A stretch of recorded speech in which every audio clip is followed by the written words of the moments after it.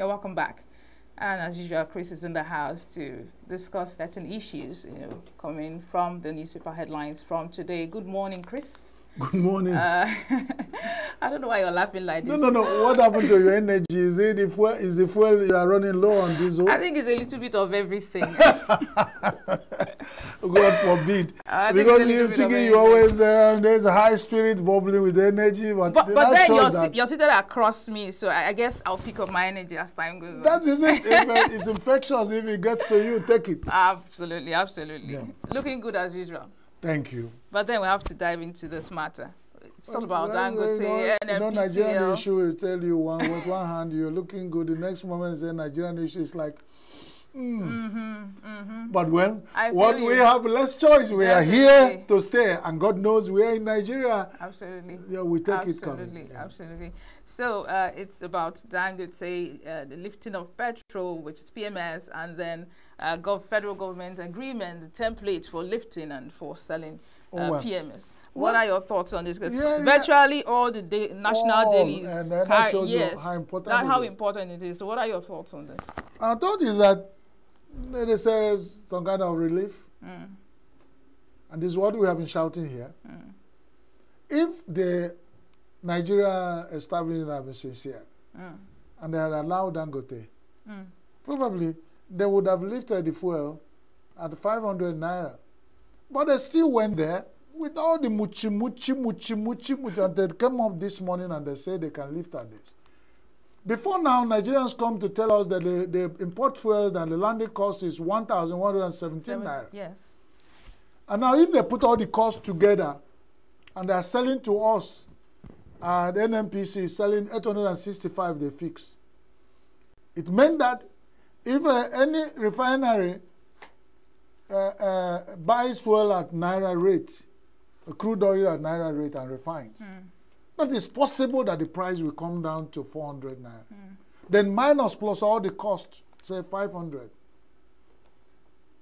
That is where we're expecting that if whatever policy that Nigeria is taking that is affecting us, the Nigerians, 200 and whatever millions, because we don't even know how many people we are in Nigeria. Talking about transparency and Nigerian government. That is it.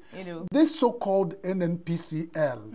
I tell you, give a birth to a child. In the last 3 months in Nigeria, you would have learned how to talk with NNPCL. You will still be sitting there in Tata. We're saying, Mommy, Daddy, what is NNPCL? Are they satans working there? Are they human beings?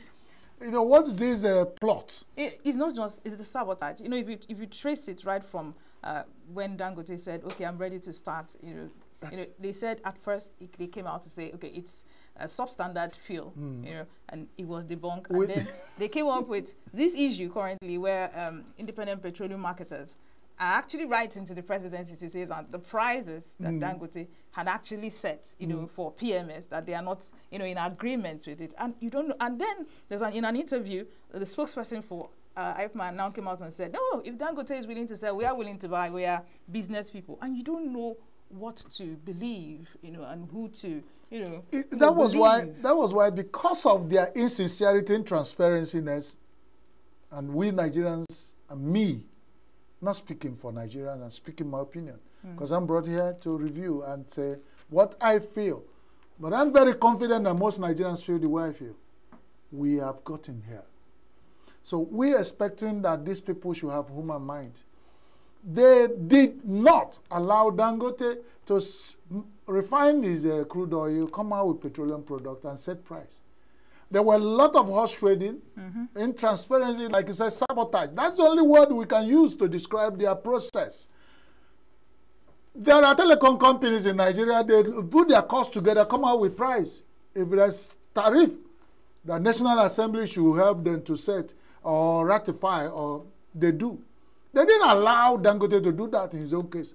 Until they managed until this morning we are coming to these terms. It could have been less.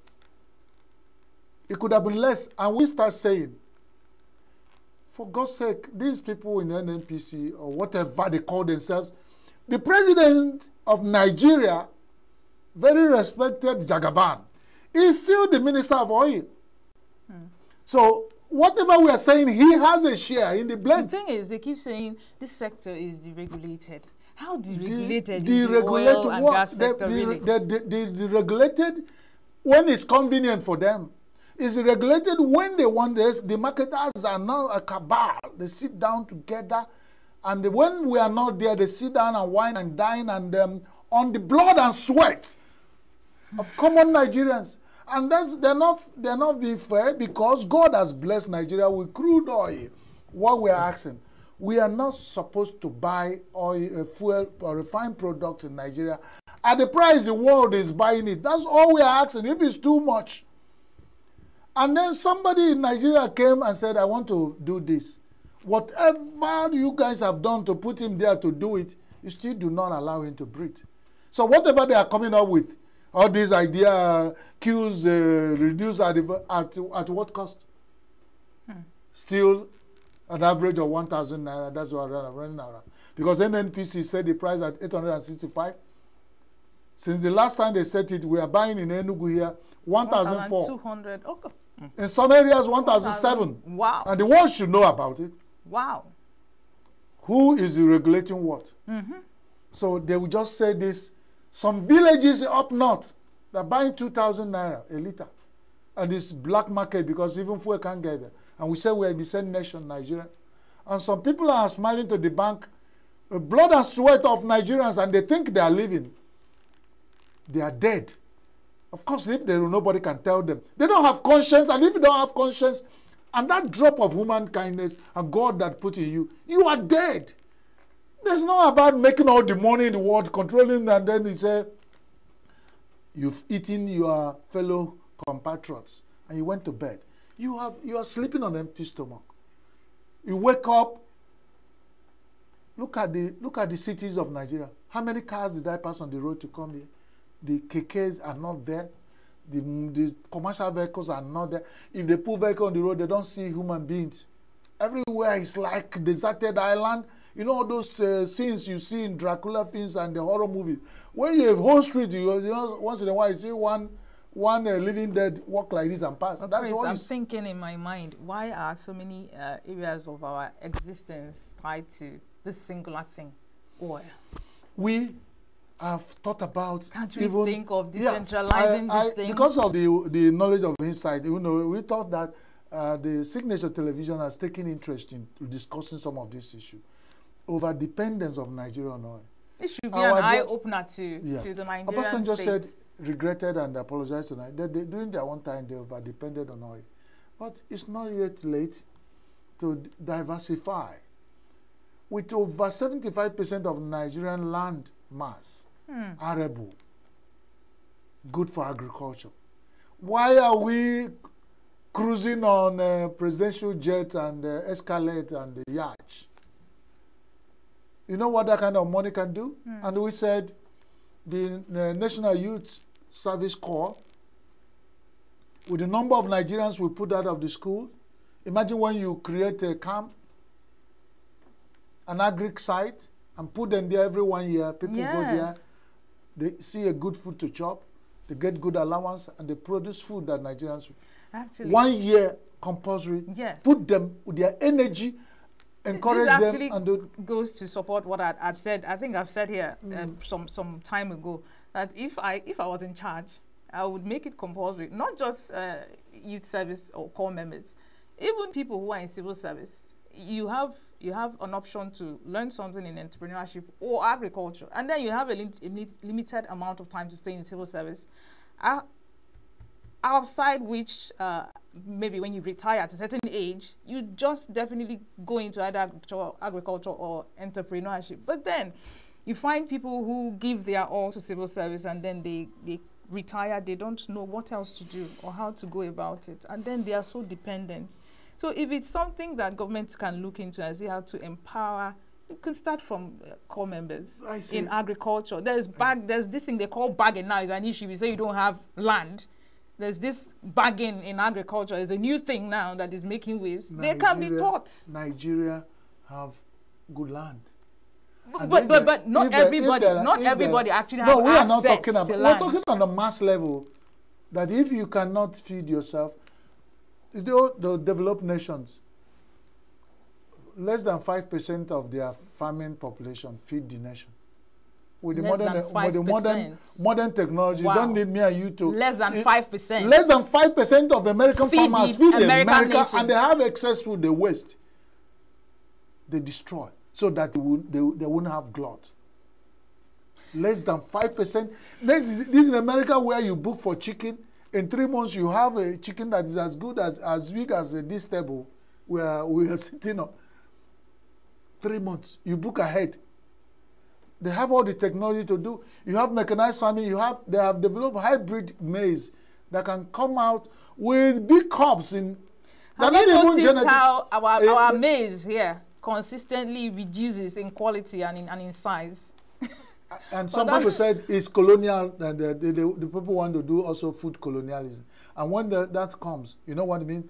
Nigeria, they want Africa to depend on entirely on everything. This is a big market for the world, and the African leaders some African leaders have seen it and they're fighting it now. But some are still cruising away, relax in their comfort zones, and invite IMF, World Bank for advice. And you think you can... IMF and World Bank. There's a proverb that said, you cannot get, there's no free lunch anymore. Anywhere. Nobody will love you more than yourself. Anywhere. So all this dependent on people to come and advise you. These are people who depend on you to sell their computers, to sell their used vehicles. They've turned you to second-hand human beings. Some of them will bring them to build their presidential residence, put their security. That means all the things they put there, some of them, I told somebody somewhere that some of these African leaders will not even know that the television they are watching at home, that somebody is watching them somewhere collecting data. No, but before we deviate so far from our subject matter, let me take you to Sunday Punch. It says, marketers eye direct deal with Dangote as NNPC buys petrol at 766 naira. 300 trucks load fuel today. So my question will be, is from their agreement or the template for selling PMS, are marketers allowed to deal directly with Dangote, or they deal with NNPC, then NNPC deals with Dangote? That's the regulation we're talking about. This one now, the NNPC has left its refineries. It's like somebody going to squat over somebody's shit. Somebody shit finish, you go squat on that shit. It is an error. NNPC should go and squat on a Port Harcourt refinery. You've given us deadline for more than 5 times it failed. And they keep telling us, turn around maintenance. Go to Kaduna refinery, and anywhere you have your refinery, leave Dangote alone. Let the marketers go direct deals. Let them negotiate. If you have tanker, you have done, go there, put your tanker, register, pick fuel. If you pick it at a cost, it land for you at 500 and sell it. That's the regulation. When NBC will squat over a shit, they didn't shit. There is an error. And the government of Nigeria is looking over it. The president of Nigeria is the president of Minister of Oil, Energy and Petroleum. Let him do something. Nigerians are dying. Let this thing stop for once. I don't know when they want us to do all these dealings, direct dealings. Let them go and do direct dealings. Let them start a rice factory, do direct dealings. Let them go and start farming. Let them, let them NPC diversify. Let them stop. Let them also do other things and go and do deals. Instead of all their population that are there. And you see, we are born in this nation, we know how much they earn.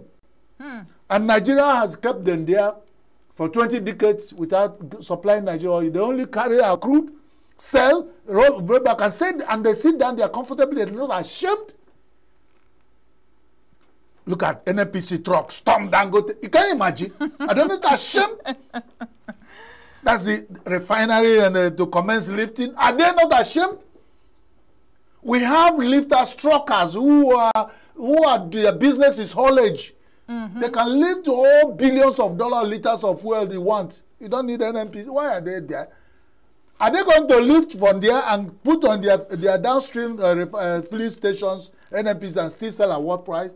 Why? What are these things? All this. Okay, so this is my thought. I look at it as all this magic. Nigerians' eyes are opening. So this is my thoughts. Yeah. Right?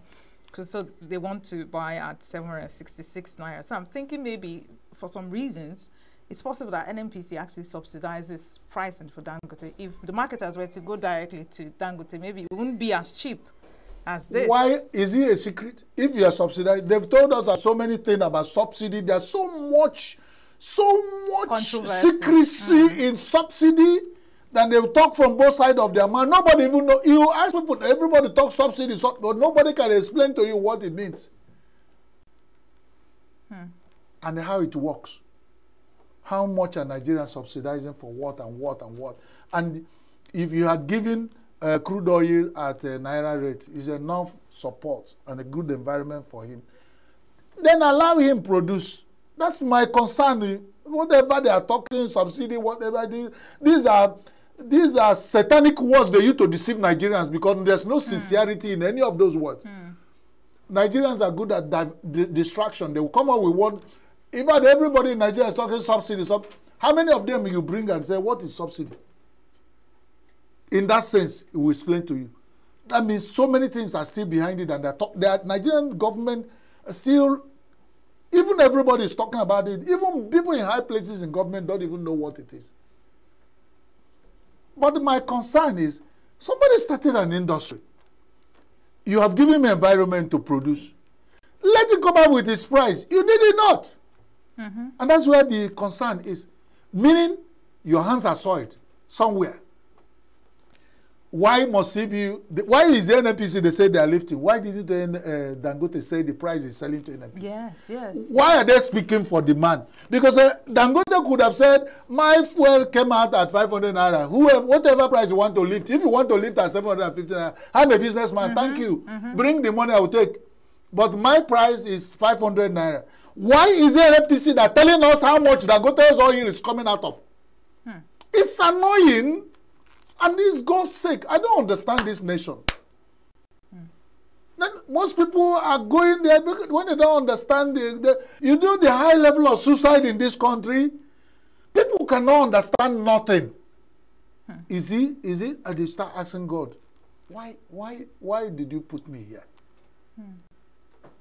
Why did you put me in Nigeria? What is happening? What kind of nation is this? So much insincerity, and we're expecting that we grow to like other nations. I agree no with single human being There's here. so much secrecy and that is it. In this, so until they come out and they have people, spokespersons for NNPC, we have a minister of oil who is president. We have chains and retinue of spokespersons. Why didn't you dedicate one person to this section of your portfolio who will be addressing Nigerians on a daily basis? Even if you decide to do secrecy, so be in control of their secret, so that telling us, so that we won't be manufacturing stories. Nigerians are allowed to manufacture stories. Nobody is telling them what is happening. Talking about manufacturing stories, let me take you to the Nation, Sunday Nation, still on NNPC and Dangote. So NNPC trucks stormed Dangote refinery to commence lifting of petrol. However, listen to the riders. While another daily says they are lifting at 700 and something, this one says officials, of course, of NNPC keep numb on price. So we are not even sure. whatever they're doing, they're talking to Nigerians. They whatever made them lift, they're doing 7. I'm not done. Okay. Aside the fact that the officials are numb, we're not sure of the pricing yet. Why marketers can't buy directly from refinery for now, and then Lagos State government to enforce effective. Okay, so these are the two important things I wanted to bring up from this. We are not sure of the pricing yet. And secondly, marketers are not allowed to directly buy from the refineries. That brings you back. How? You are not allowing marketers to go and buy directly. Is it that Dangote refinery is now a branch of NNPC? So what? So this is the most crazy things we have not understand. But is it Nigerian marketers? I'm expecting Dangote to do what? He's an individual. There should be a press release to address. Listen, there's limits to what an organization can do. You know the power of state against one individual. And Dangote is not just one individual. No. Whichever way you overrate, they overrate Dangote with Nigerian government. They are not equal. True. And one state against one man is suicidal. And they can't take you to any level. that if you refuse to dance to their tune, then somebody will write a report that you died of heart attack. Or you fell from height. So these are things that they pushed this man to a point he started succumbing to a greater level. We don't know. Dangote is a very strong businessman who wants to make money. He has been into monopoly business all over, and he knows. But there's still limit the environment can regulate him. But now when the environment that will regulate him are in partnership with him, Tony Montana, in his film Scarface says, he said, I love killing Americans for fun. But when you pay me $1 to do, I will cut them real bad. When the regulator is in partnership with the regulated to set the price, what do you expect us as Nigerians to think about? It is connival, it's marks of insincerity and dehumanization and wickedness. There's no sincerity in it because from the word go, we faulted that. Now they are set up that marketers can go and lift direct. But marketers can go and import directly and subsidize and sell. Really does but not now make we have sense. in Nigeria. Really does not make sense. Now that we have fuel in Nigeria, marketers are restricted from going to buy from NNPCL. We must buy and come out with their price. Why did they keep norm at the price? They've told us how much they're buying from Dangote. But they have not the same people kept. Why did they keep mum? The thing is building up. And they're even dealing on fire and petrol. So your business is fire and petrol. And you are dealing with, somebody say they will set you on fire. You are bathing with fuel and oil. The choice is up to NNPCL. I'm only saying that I as an elder, and what I've seen in Nigeria, you don't just, build up. What they say, somebody, I don't know how they say. They say, what killed your papa? He said, nah, mushroom. What killed your mama? Nah, mushroom. What are then you holding? they come back, what are you holding in your hand? They say, mushroom. Then they will look at you, as people like us, will look at you and said, your case, to fear for one, your case is irreparable. Like Zeke said those days, said your broken bottle has no mequatalism. So the case of such person has no mequatalism because he is building, planning for destruction. And these are the people that are watching. And you know the funniest thing? They did not know that the world has set Nigeria to run around fuel while they are bringing you energy vehicles, clean energy vehicles. And most Nigerian big men already own one. Lagos State government has launched a recharge station. Renewable They have energy. launched a recharging station for energy vehicles since almost 5 years ago. It's in Lagos. If you get your energy vehicle, go there, plug it for 3 hours, you get about 12-hour charge, you run your car without fuel. And these are our people here. Somebody said, in the modern world, you don't have Minister of Petroleum. You have Minister of Energy. But this nation is still running around minister. So where is energy? Who is in charge of energy? When the world has gone far, leaving us behind, we are still running around here. So very soon, this NNPCL that has a hookworm on Dangote, they will soon find themselves drinking and cooking with this fuel. It's a matter of time. Just a matter of time. NNPCL, you people will begin to drink, cook, bath. With this oil, you deny Nigerians. Because the world has left you behind. They're not even thinking about that. But then I keep asking myself, why the attention on PMS? But I mean, there are other byproducts of crude. They have not talked about it. Why are we not talking about it? Are we not generating, I mean, funding from bitumen, all this kerosene, all this byproducts? That will tell you the shallow-mindedness of all these people. I mean, why the Nigerian market for kerosene. AGO is there. Oh God. The Nigerian market for diesel. Diesel is there. The Nigerian market for all those polythene that they use, Vaseline, and the jellies they use for other products is there for grease and all.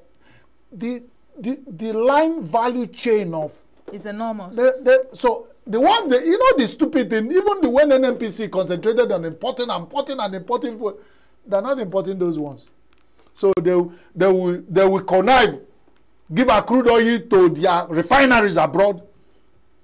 As the last time they were saying about 78 of them are afraid because they are dependent on Nigeria. Well, I am not an economist, but I'm thinking in my mind, if we're able to derive funding from all these byproducts, can't we use it to subsidize that is what the one PMS for the people? The one that they now concentrate, everybody want to lift forever. Nobody has told us, does the Dangote refinery get other byproducts?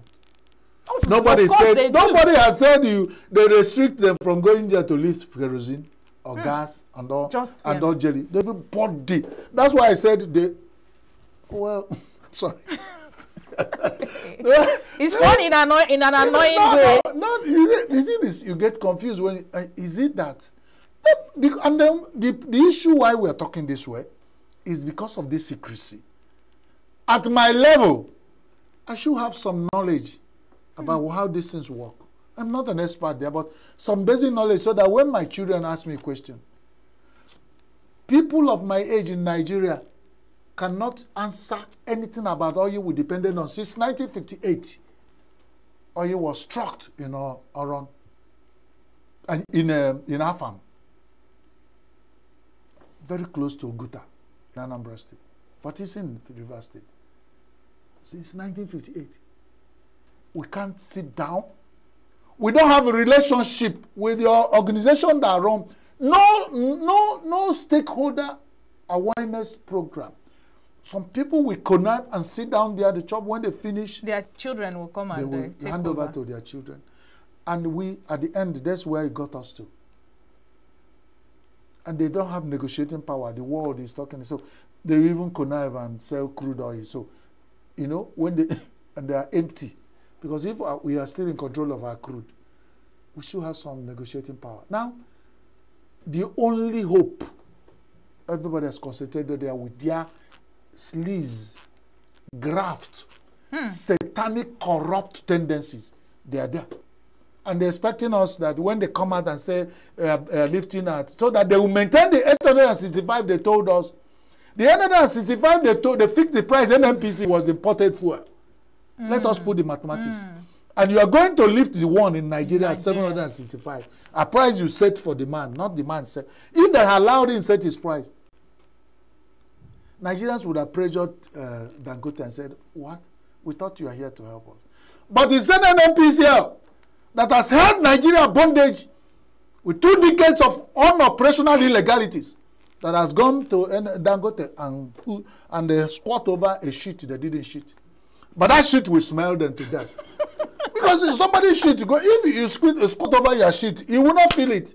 But imagine when somebody squat over your own, he will get the smell. It will smell you people to death. Because this is not good. And you are not carrying Nigerians along. Nobody is explaining anything to us.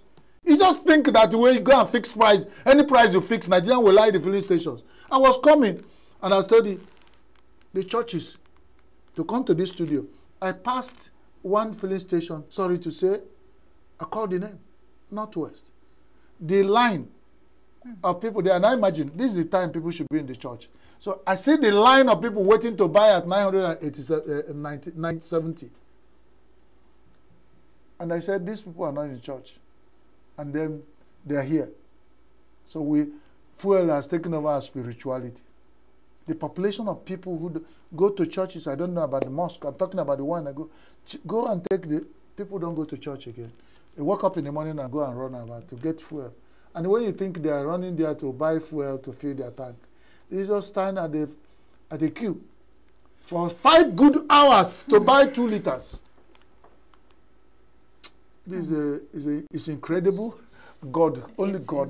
But this God, we can't even go to church to worship. But this morning, people are at the filling station in Enugu. All the filling stations, they are lined up to buy at high price.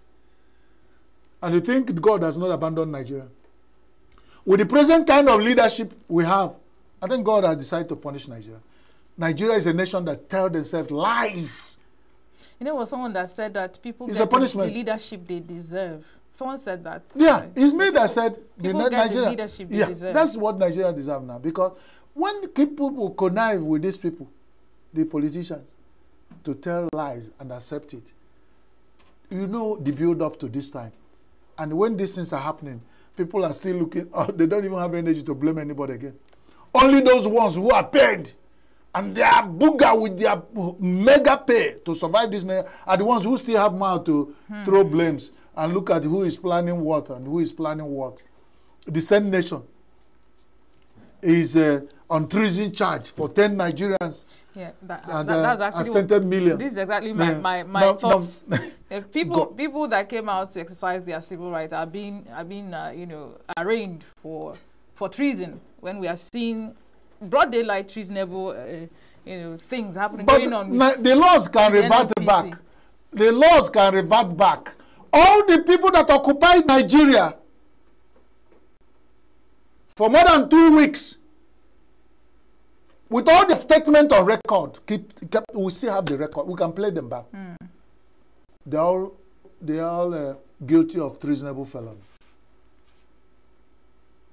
So I know in law there's a process to backdate or update.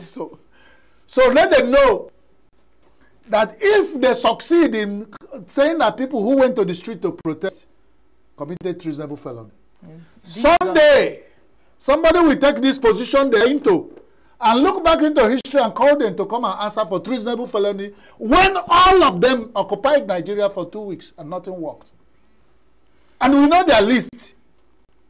The incumbent president of Nigeria spoke eloquently during those days. It was a festival of occupying Nigeria. The last president of Nigeria, President Muhammadu Buhari, was part of it. Bakare, the renowned pastor, Tunde Bakare was part of them. Wole Soyinka, our Nobel laureate, respected, was part of it. Let all of them know that they have treasonable felony offenses waiting for them in stored. If they don't answer for it now, somebody, a fellow who does not know Joseph, will come from there and call them to answer. Because they're holding some people for what the same thing they did. Now it's treasonable. That's why they should be careful. Because Nigeria are turn by turn. Nigeria is turn by turn. Life, generally. Even though life is turn by turn. But you know the funniest thing? They are perpetuating wickedness. And what you saw is if you kill somebody for treasonable felony because he went to the street to say, I'm hungry, and they are facing hardship, he has retinue multiplier of relations. Who won't forget? And they could go to any level. That's why we say some of our politicians, some of the decisions they are taking now is building violence. They are planning violence for the future. The people you kill their children or their breadwinners for any offense that they cannot understand they committed, we never forgive the nation or the system that did that. They will revenge at any time, either in 10 generations to come.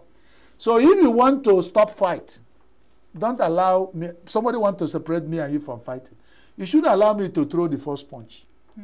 If I do, and it starts, then you will refuse and say no, until you have your pound of flesh. That is how it is. Some of the things that put us in this tension of insecurity in Nigeria today are people who have said, we can never forgive this inhumanity, and it is injustice. And that's how it started. And that's where we are. Let them go back into history. Some people were offended. Some people were killed in unfair manner.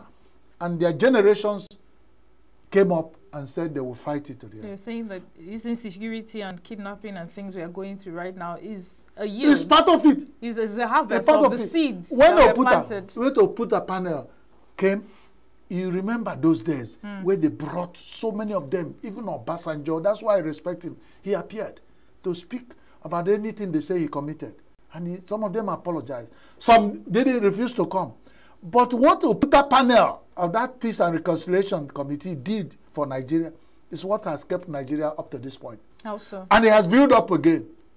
Somebody has called for such panel again in Nigeria, where people will come. Get these people. The so-called Boko Haram people had their founder. And so many things shrouded in the way the man was killed. And the thing picked up. They thought it was a joke. Now, this is where we find ourselves. For almost 2 decades, you know the number of people that thing has consumed? And it's not that it's over. What Nigerians is using to fight that? A simple. The great musician Lucky Dube said, it takes millions of people to build justice, good, decent life, to build respect. But it takes one man to destroy everything that is built. And it was the music I listened, and it's so emotional. You look at Nigeria and say, Lucky Dube, you are speaking to Nigerians.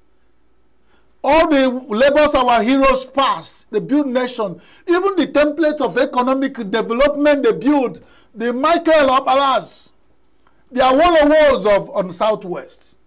All of them, the Nahoros, all the things they built, the Belewas, the Tafa Belewas, and all of them, how they built, or they depended on regional benefits, what you call the comparative advantage. But going by your analysis, there must have been something our heroes first sowed, some seed that they sowed that are giving us this bad yield that we're experiencing now. And they were not all good. Yeah, I'm not saying they are angels, but you are growing up as a human being. You go into your farm, you see maize, you see grass that will choke maize. Why you put the maize, the wheat, the grass, allow the maize to grow. That's what makes you inherited. Have you built up on the good heritage they developed to us? Why going back? I told my children, don't go back and say you learned this from your father. When you finish learning all the good things from me, trash the bad ones. Don't take all of them together and just to justify you, since you know, and God has given you that sense of discernment to know the evil from the good. That is actually what wisdom is, to know evil from good. So what God has been so democratic to us as humans. You have choice, and Nigerians are making their choice and they're calling God. That's the choice Nigeria made. That's why I said God is punishing Nigeria with whatever is happening. We know what we do. NNPCL know what to do to get fuel to 500 naira.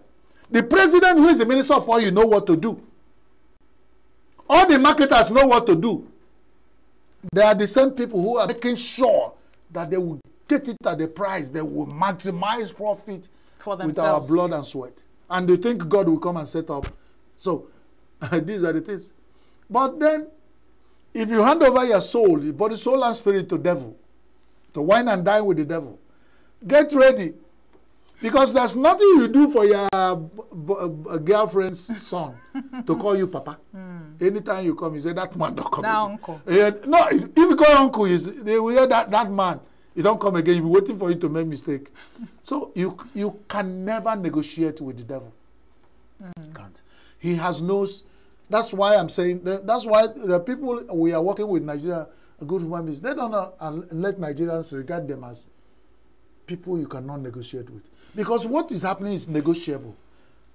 Can't you make it easier for us? Must we get to that level of squeezing and gnashing of teeth and we call names before you take good decisions? You know, God has blessed us with. There's no country in the world where God blessed with so much deposit of oil that are going through what we are going through. True. They have used it to develop their nations.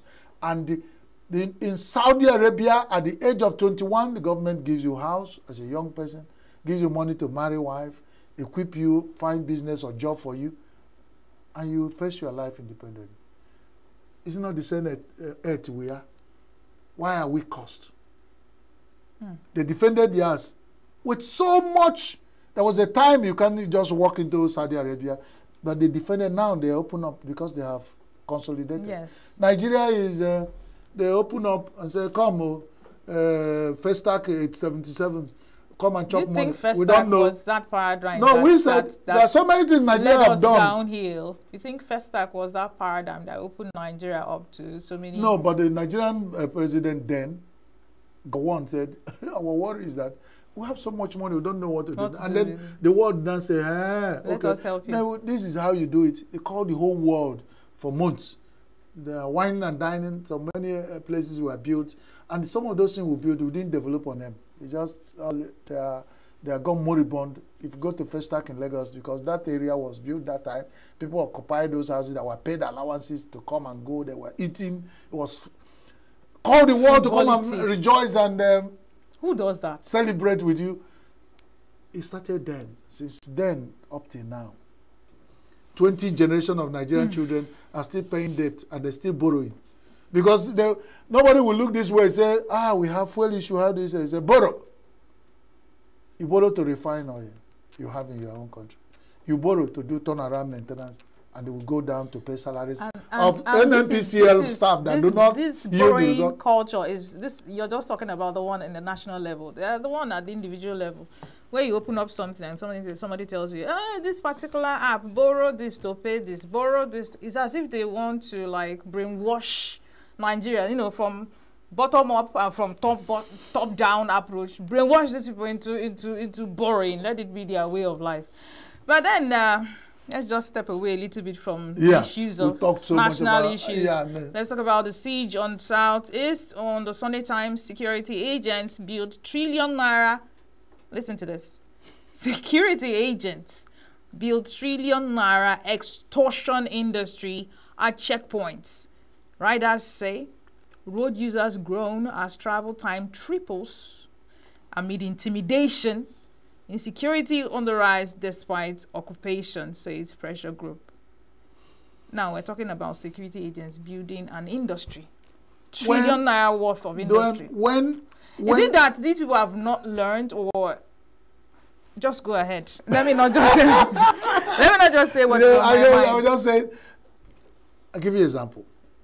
If you are moving from Enugu to Onitsha, it was yesterday, I sat down with somebody, we were counting the number of police checkpoints to assess one major city with another in southeast Nigeria.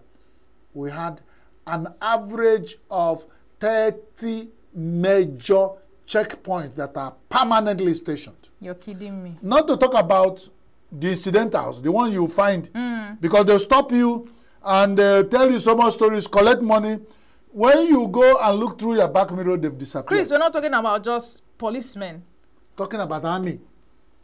We're talking about navy. We can give you, if I close my eye, I'm knowing where they are between 9th mile.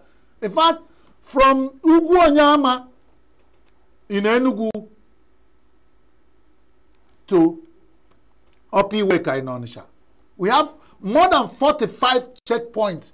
Some of them are manned permanently by army, platoon of army, navy, police. In some of them, combination of them, before you start talking about vigilantes, I've started mounting checkpoints on the itinerary roads. If you leave Onitsha Enugu Express and go into it, you start seeing vigilantes, local vigilantes, and they will still come on and say, Oga, how now?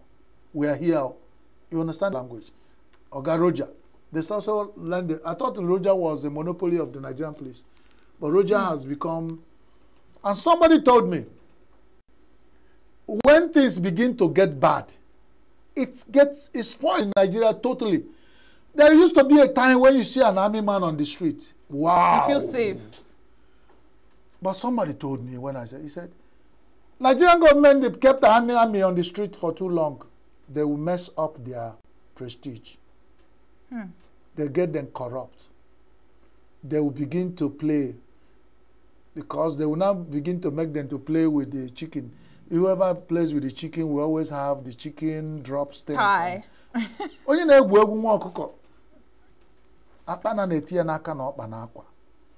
So they made the Nigerian army, well-respected Nigerian army, to begin to play with the chickens, and now they are messed with the chicken drops and sheets all over their body. Because you still find at checkpoints where the army kept boys and girls selling granuts and what they call it, granuts and pure water. And they will sit down with their AK-47 bone at one corner. But when you look too deep, these boys and girls are the ones who are doing the toll collection. They're waiting for who said that. I will take you to points. You see them. Travel from here to Onitsha. All the army checkpoints, see those boys that are sharp. The buses will stop. 18-seater buses stop. The question. They are watching over. They go and collect. The question is why?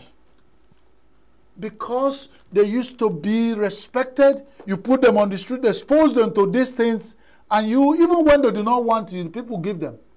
You're talking about the military now, not the yes, that's our own. So when you find out that even the military have been messed up to that level, so what is left? And now the concern is, now what they brought them there, initially when they came, it brought down insecurity. Yes. Now when they now give them the other end of the stick, their concentration go there. Look at what the newspaper say. $1 trillion naira extortion business that is trickled down to either the people who sent and they monitor these checkpoints and control them. Tell us and tell Nigerians that are not aware as if that this now an organized, it is organized. People pay. I hear some policemen pay to be posted to the lucrative corners so that they will send back returns. You are kidding me. I'm not kidding you. You're a journalist and find out. Anything I say that's a fault, come back and fault me. You can bring up the Nigerian Union of Transport Workers and on the employer RIAT and all written. Bring them here. Ask them what happened on the road. If they open up, send on the voice of the street. I see a Signature TV does a lot of that. Ask them what the challenges on the road.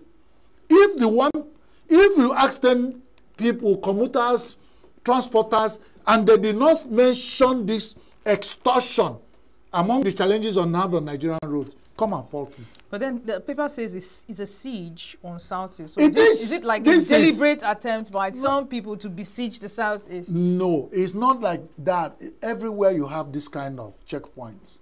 You kept these boys and girls, on the road, the harsh weather, nothing, even when they say the official things they're supposed to get might not come on time and all, they begin to survive. That's the nature of human beings. See those boys, and even some people even appreciate them and look at in the rain, the sun, they are there, holding their gun, defending the nation. So beyond the ones that are bad eggs, that want to exploit, yes, there are the ones that people, Nigerians, ordinarily appreciate and said, for doing good works, please keep it up. Yes. Because I told people, we're not even worried about the checkpoints. It's not what the checkpoint has turned to that we are worried. Because if you are traveling on Nigerian road now, you don't see those checkpoints, better turn back. If you don't, if you travel for 5 minutes, you do not see checkpoint. Stop anywhere you are. In fact, it might not even be safe to go again, turn and start driving back. Just come down from the vehicle and run. So because I told people, I prefer to see the checkpoints and the people. Then let's deal with this issue of $1 trillion naira extortion business as a drop-off of what price we pay. When a total system has collapsed. All right, Chris, I know you have a lot to say. On this particular issue, I am concerned myself. I'm sure everybody who gets to see this should be concerned as a concerned Nigerian, but we really have to go. Thank you so much for your insights. You mean, is that time? It's that time. Okay, I'm glad you go. Nigeria's issue can never finish in one day. We still to talk today and have time to speak another day. Absolutely. Thank you so much for your insights. Thank you for coming in, Chris. All right, don't go anywhere. Signature TV New Day continues right after this short break. Do stay with us.